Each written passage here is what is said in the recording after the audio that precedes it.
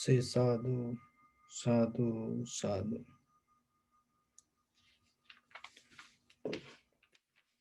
So, dear Dharma practitioners,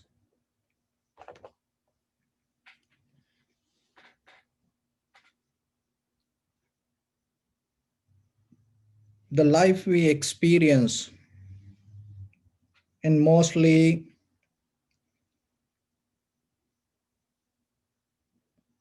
depend on the conditions and the situations and the environment and day by day.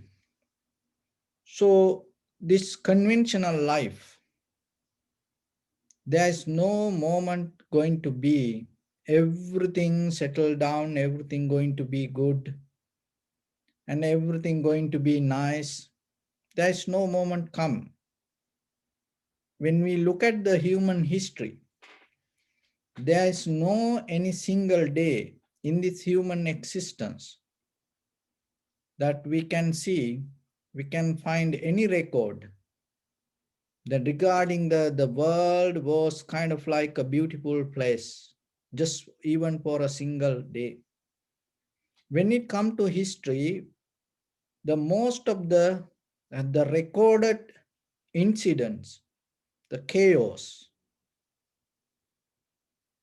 difficult times, hard times, even today, in this 2020, end of this year, we are almost end of this year.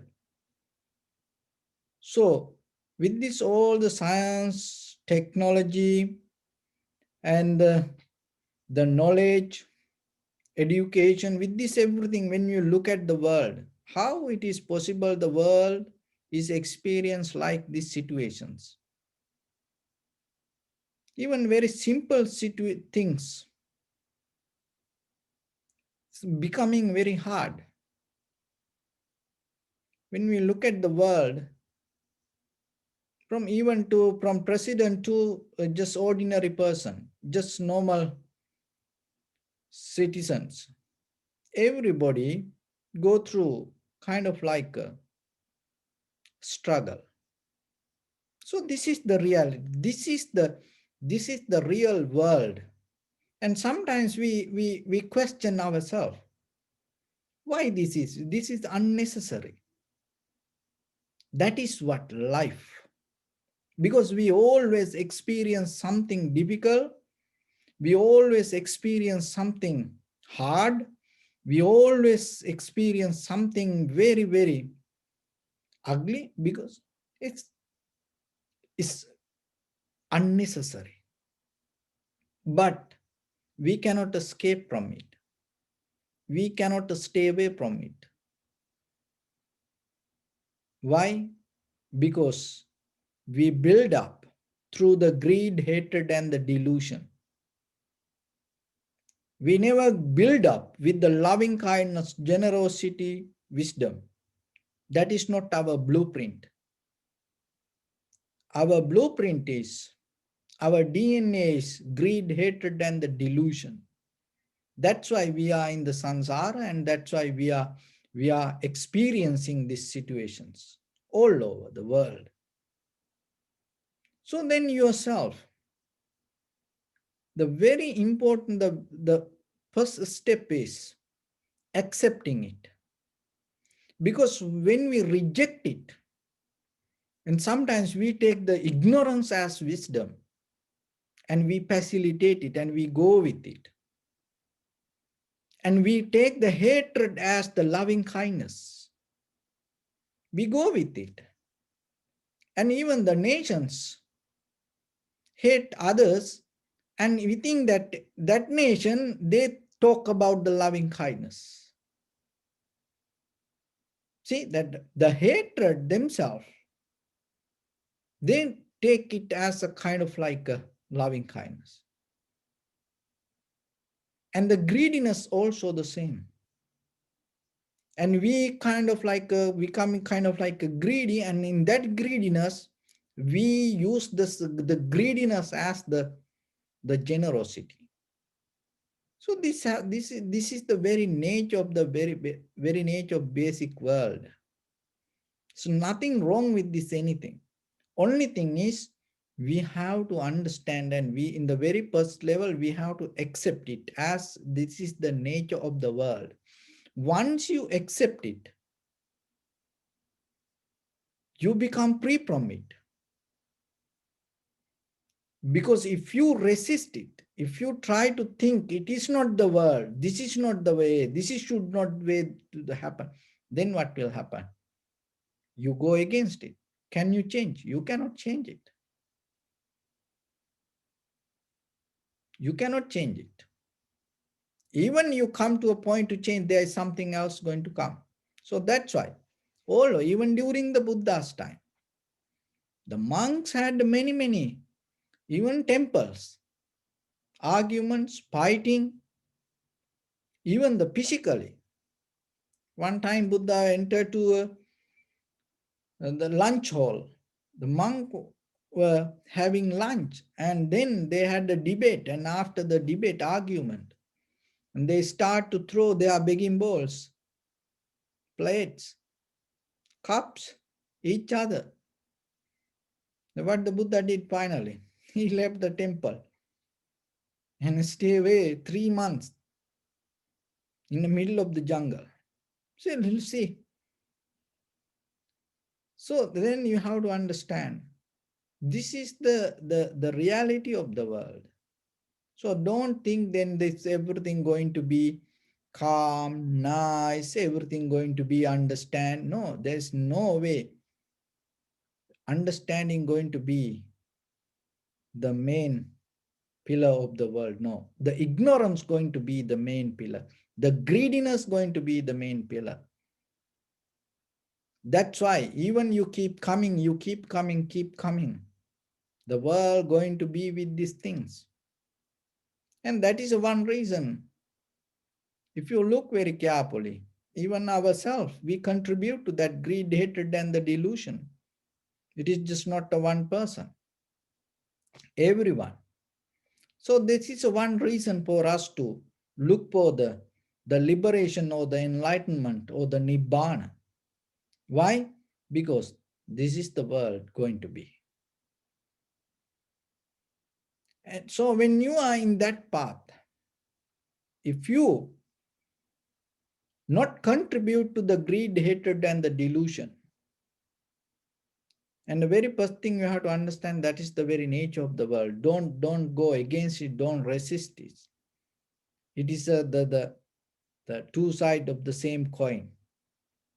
So then, for yourself, it is better you exercise, you practice yourself, you brush up yourself, sharp yourself. When it comes to that, the important thing when it comes to Buddha's teaching, it is not a kind of like a religion. This completely different, and this completely teach to direct you to the liberation, freedom. And he didn't build up a cult. He didn't build up a tradition. He didn't build up any kind of hierarchy. That the Buddha had the only one mission, that liberation or the nibbana. But today, by the time it happened, for everything, by the time, because it has to go through the society, people. When it go through people, sometimes things start to drop and things start to add, things start to change. But still, this community of the Sangha, monks and lay people, everyone, whoever, look for the truth. They sacrifice a lot and protect this. So it is your opportunity. Before it go away, it's going to go away. It's going to disappear. It one day, it's going to disappear. Before it's going to disappear, within your lifetime, and try to build up a very good foundation for yourself. Why? Because this is your responsibility. Behalf of the truth, behalf of the Dharma. You You have children, you have family, you have husband, wife, and you do ordinary things. But at the same time, contributing to husband, wife, children, it is your kind of responsibility. But this is more higher responsibility that you gain, becoming guardians to the truth or the Dharma and contributing to protect it. How? Through practice. Through practice.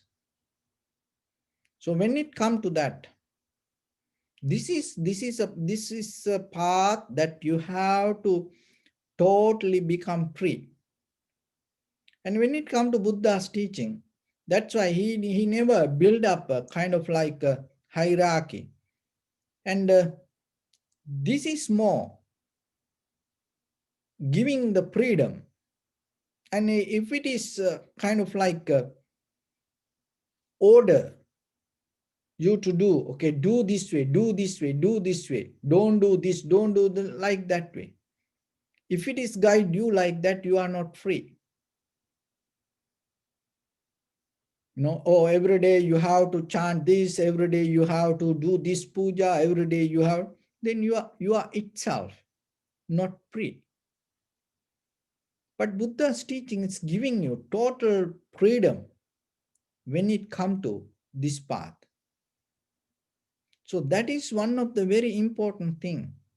And when it comes to during that time, mainly recorded that the 62 other religious groups used to be during Buddha's time. 62 recorded main strong religion streams. But the Buddha is the one who gave the total freedom whoever come to practice. Because if you are not free to follow the path, how you gain the freedom? Through becoming controlling or the holding or bound to something, you cannot gain the freedom because your beginning point, you are not free. So when we look at the Buddha's the life and around his teachings, the one of the major it is not something very simple. It is huge. Look at yourself. Even can you raise a child without ordering or without putting kind of like rules and regulation? No, you cannot. Our very human life. Even look at then the without police or the law and enforcement. Without the highway patrol. So can you think that the people are going to behave properly? No, it's not going to happen. It's going to become a chaos. But when it comes to the Buddha's teaching, it is just not only physical and mentally. It giving you total freedom. It is a kind of like a risk, but it works. So that is one thing you have to understand in this path. So there are disciplines. So that discipline mainly is a kind of like that you become responsible. It's kind of like you become ability to respond something. And it is not kind of like you bound to it. It is not a kind of like if you break it, you're going to punish. Kind of like that way. So because if you tie to something, you cannot find the liberation. So then in day-to-day life, remember, gain that freedom inside you little by little from everything. And you can gain that total freedom inside you. Even though physically, we have kind of like the responsibilities to do things. Always remember, keep that inner freedom. That is one of the important things to grow your spirituality or grow your wisdom, grow your liberation. Keep that inner freedom. Never try to hold it to anything as personal. Just as you know, when you deeply experience the moment by moment, impermanent, that impermanent means the very moment that you are in this very moment, that's change. There is no collective memory, collective nature going to be with us. But when we think it's going to be like that way, that thinking is itself is going to be the samsara. But when you deeply see the truth, you recognize there's nothing. Totally itself, naturally you are free. Only thing is you have to access to that freedom. It is not kind of like a mentally you create something. Totally you become free. See, look at the world, what we can hold, physically, materially, what we can hold. There is nothing we can hold. There were more powerful people all over the world in the history when we look. They used to be so capable for many things. But look today, where they are. They all gone. All that situation's gone. That going to happen to us also. We also have to go. And there is no way we can, hold it to something. So once you recognize that, keep that inner freedom inside you. That freedom, moment by moment, you have to, consciously you have to gain. That is the important thing. Consciously you have to gain. Don't allow it to buy through the prayers or through kind of like initiating or through kind of like ordering. It will happen to you. No. By consciously, you have to drop things. Where when you do the action in that very moment, try to be free from that action. Even try yourself, your husband, wife, children, friends and family members, whatever you do for them, you do with the great love, respect, but at the same time try to drop and try to be free from the action that you have done. That is a great challenge. You cannot do it. Why? Because that action, that is what you're reminding later. And that's why you tell, oh, I did this, because it become your seal, that it's become your protection wall. But that wall is kind of like a great wall. It is just there. It cannot do anything. So whatever you have done, it cannot do anything to you. It's only create another journey to sansara. So then whatever you do with the great respect. Try it. One day, one action you can try. One day, one action. Do with the great respect and love, especially the people around you. Do. And drop it. Cut down. Never think about it. You will start to feel kind of like a shine inside. Freedom inside. That it will liberate you in that very moment. Try. And it giving you the great joy. That joy is more higher than even you getting a feedback from some action. When you get a feedback from some action, you feel joy, you feel happy.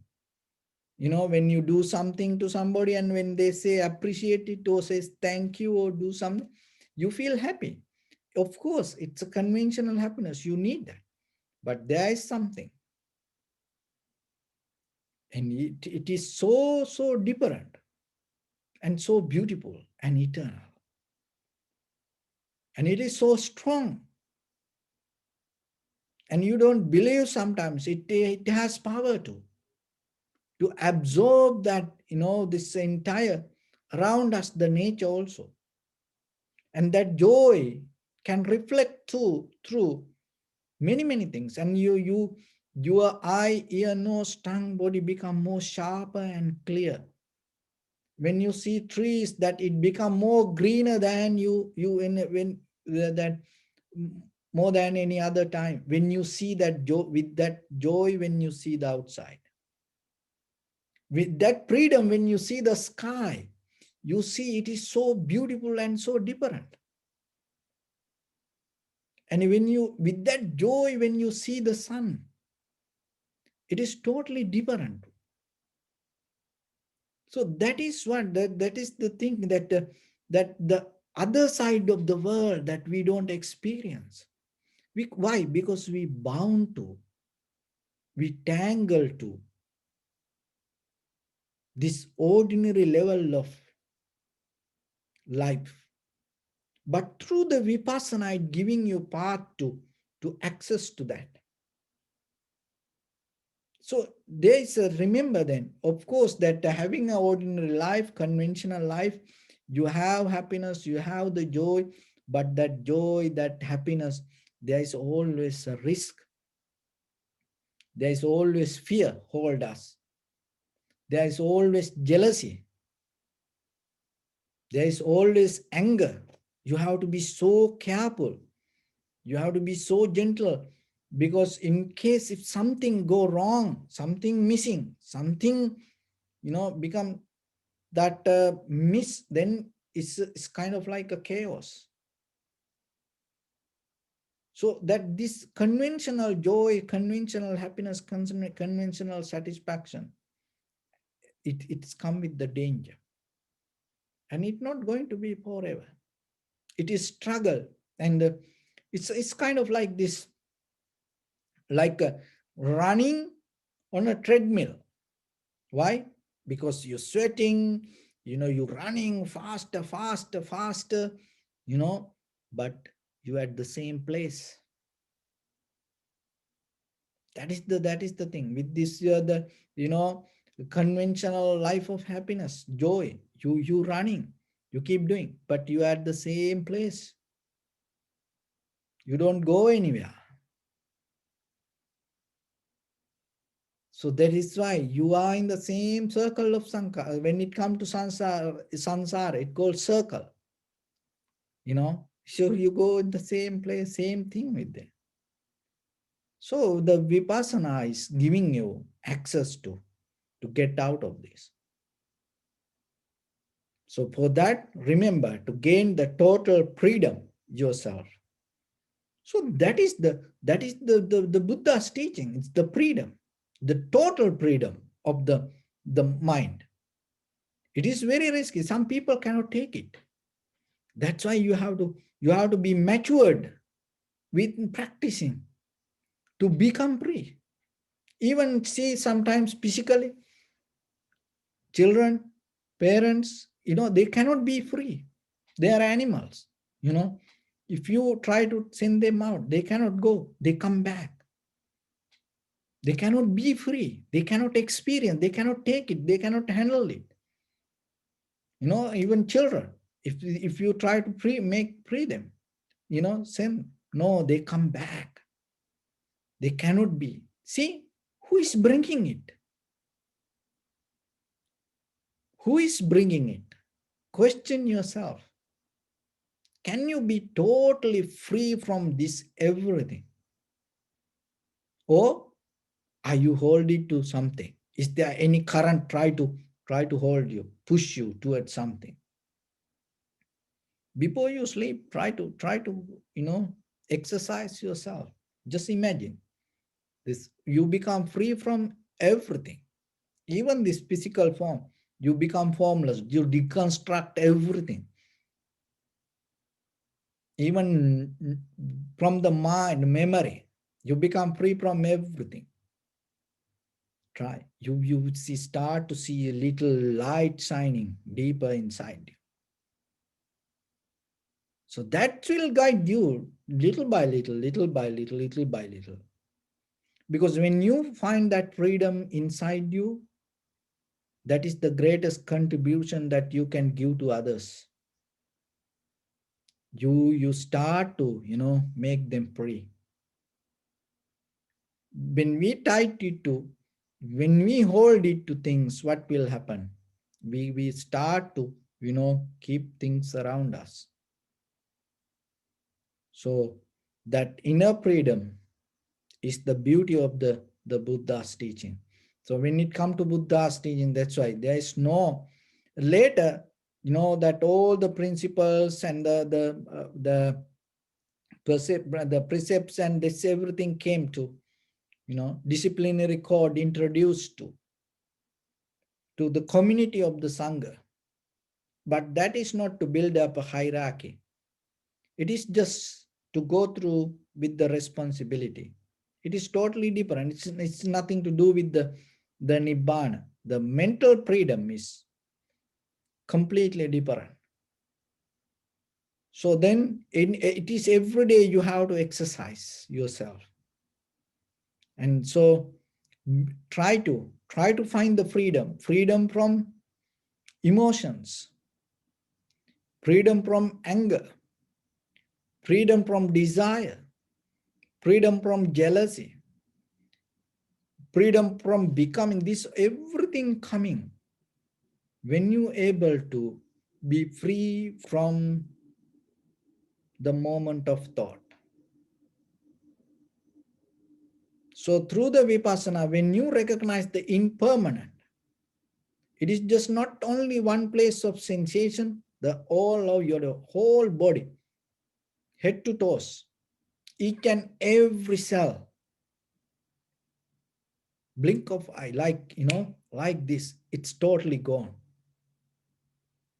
And just digest it and see.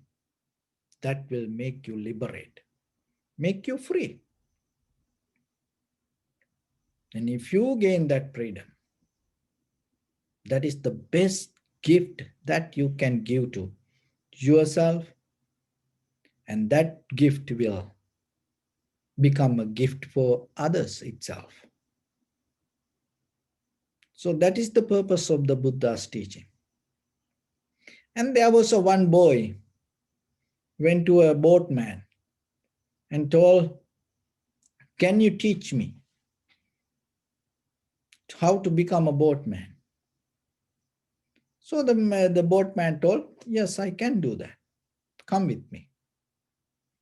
And then they jump into the boat and start to sail. And then the boatman told the very first rule: don't control the boat.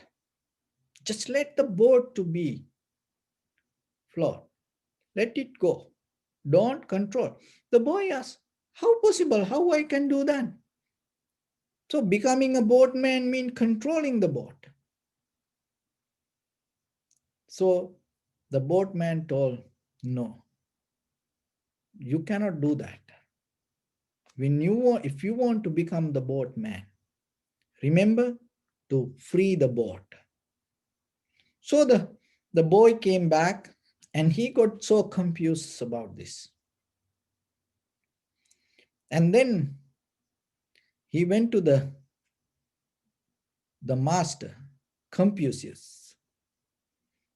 And then he went to the Confucius and asked, "Master, I went to learn the boat, and then the boatman told me, don't think about the boat, don't control the boat."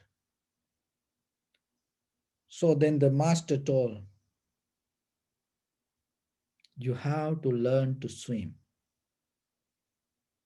When you know how to swim, you're not going to think about the boat. When you don't know how to swim, when you don't know the nature of the water, you always trying to think about the boat. You always try to control the boat. You cannot become a boat. So becoming a great boatman, you have to learn to swim." So the boy understood and he started to learn to swim. And when he became more better with the water, Then the fear disappeared of the water. He became more familiar with the water. And then he jumped to the boat. Now he start to sail with the free mind. So same thing with the meditation. It's nothing to do with the mind. Controlling mind and holding mind or something like that. It's nothing to do with that. Just start to be comfortable yourself. Just start to know yourself. Just start to see yourself. Don't try to control the mind. Don't try to hold it or fight with the mind. Once you start to know yourself, once you start to listen and recognize who you are, that recognition will slowly take you to total freedom. That freedom will liberate you. So that liberation itself become your meditation. If there is no meditation can, in Buddha's teaching, there is no meditation can, that if it is cannot liberate you, there is no that kind of teaching. Any meditation try to take you to make you free. So then the very secret point yourself to learn first, start to be comfortable, never struggle, learn to accept without any condition. What's the wrong? Why you have to have the condition to accept yourself? Because that is who you are. Only thing, just know that knowingly itself take you further. Little by little, it make you comfortable, comfortable, comfortable.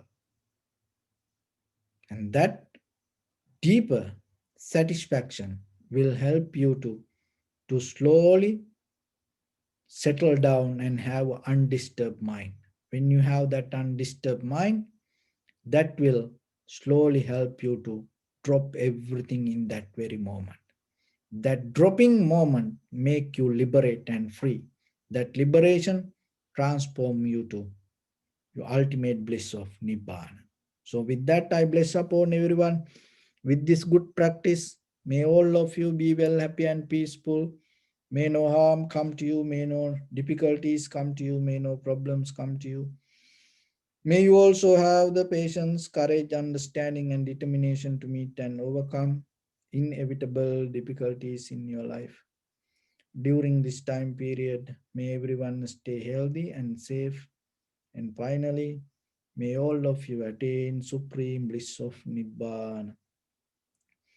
Sabbitiyo vajjantu sabbarogo vinasatu mate bhavatantarayo sukini gayuko bhava ettavata cha ammehi sampadang punya sampadang sabbe devanumodantu sabba sampatti siddhya sabbe bhuta anumodantu sabba sampatti siddhya sabbe satta anumodantu sabba sampatti siddhya idamme punya kammang asavakkayavang hotu sabba dukkha pamuncatu.